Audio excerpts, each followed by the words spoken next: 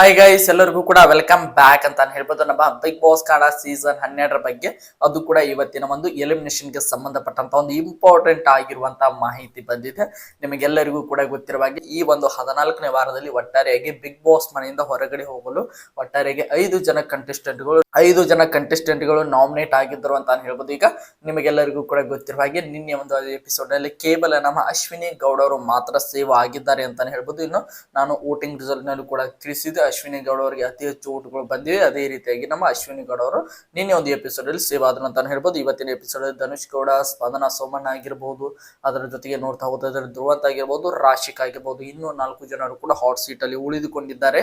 ಈ 4 ಜನರ ಪೈಕಿ ಯಾರು ಈ ವಾರ ಬಿಗ್ ಬಾಸ್ ಮನೆಯಿಂದ ಔಟ್ ಆಗಿದ್ದಾರೆ ಎನ್ನುವಂತ ಒಂದು ಕಂಪ್ಲೀಟ್ ಆಗಿರುವಂತ ಒಂದು ವಿಚಾರವನ್ನ ಈ ಒಂದು ವಿಡಿಯೋದಲ್ಲಿ ನೋಡ್ತಾ ಹೋಗೋಣ. ಅದಕ್ಕೋಸ್ಕರ ನೀವಿನ್ನು ನಮ್ಮ ಚಾನಲ್ಗೆ ಸಬ್ಸ್ಕ್ರೈಬ್ ಮಾಡ್ಕೊಂಡಿಲ್ಲ ಅಂದ್ರೆ ಎಲ್ಲರೂ ಕೂಡ ಚಾನಲ್ಗೆ ದಯವಿಟ್ಟು ಸಬ್ಸ್ಕ್ರೈಬ್ ಮಾಡ್ಕೊಂಡು ಸಪೋರ್ಟ್ ಮಾಡೋದನ್ನ ಯಾವುದೇ ಕಾರಣಕ್ಕೂ ಮರೀಲಿಕ್ಕೆ ಹೋಗಬೇಡಿ. ಬನ್ನಿ ವಿಡಿಯೋನ ಶುರು ಮಾಡೋಣ.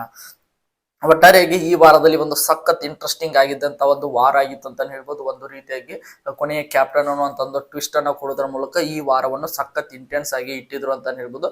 ಮೊದಲನೇದಾಗಿ ನಮ್ಮ ಗಿಲ್ಲಿ ಅವರು ಕ್ಯಾಪ್ಟನ್ ಆಗಿದ್ದಂತ ಕಾರಣ ಅವರು ರಾಜ ಆದ್ರು. ಅದಾದ ನಂತರ ರಾಣಿಯನ್ನಾಗಿ ನಮ್ಮ ಅಶ್ವಿನಿ ಗೌಡ ಅವ್ರನ್ನ ಆಯ್ಕೆ ಮಾಡಿಕೊಂಡಿದ್ದು ಎಲ್ಲವೂ ಕೂಡ ಈ ವಾರದಲ್ಲಿ ತುಂಬಾನೇ ಎಂಟರ್ಟೈನಿಂಗ್ ಆಗಿತ್ತು ಅಂತ ಹೇಳ್ಬೋದು. ಅದರ ಜೊತೆಗೆ ಕೊನೆಯ ಕ್ಯಾಪ್ಟನ್ ಆಗಿ ನಮ್ಮ ಧನುಷ್ ಗೌಡ ಅವರು ಕೂಡ ಆಯ್ಕೆ ಆದ್ರು ಅಂತ ಹೇಳ್ಬೋದು. ಒಟ್ಟಾರೆಯಾಗಿ ಈಗ 4 ಜನ ಹಾಟ್ ಸೀಟ್ ಅಲ್ಲಿ ಇದ್ದಾರೆ. ನಮ್ಮ ಧನುಷ್ ಗೌಡ, ಅದರ ಜೊತೆಗೆ ನೋಡ್ತಾ ಹೋದ್ರೆ ನಮ್ಮ ರಾಜಕೀಯ ಶೆಟ್ಟಿ, ಧ್ರುವಂತ್, ಹಾಗೆ ನಮ್ಮ ಸ್ಪಂದನ ಅಂತ ಹೇಳ್ಬೋದು. ಈಗ 4ರ ಪೈಕಿ ಇವತ್ತಿನ ಒಂದು ಎಪಿಸೋಡ್ ನಲ್ಲಿ ಆಲ್ಮೋಸ್ಟ್ ಆಲ್ 3 ಜನ ಸೇವ್ ಆಗ್ತಾರೆ.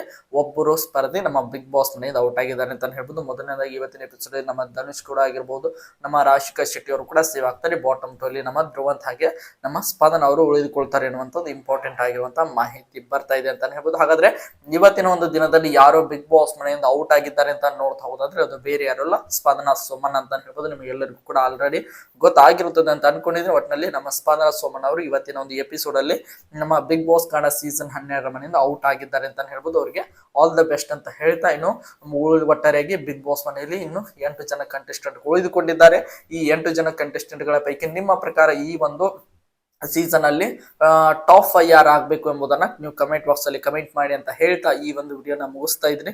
ಎಲ್ಲರಿಗೂ ಕೂಡ ಧನ್ಯವಾದಗಳು. ಹೀಗೆ ಸಪೋರ್ಟ್ ಮಾಡ್ತಾ ಇರಿ, ಲೈಕ್ ಮಾಡಿ, ಶೇರ್ ಮಾಡಿ, ಹೇಗೆ ಸಬ್ಸ್ಕ್ರೈಬ್ ಮಾಡ್ಕೊಳ್ಳಿ. ಮತ್ತೆ ಮುಂದಿನ ವಿಡಿಯೋದಲ್ಲಿ ಸಿಗೋಣ. ಎಲ್ಲರಿಗೂ ಕೂಡ ಧನ್ಯವಾದಗಳು.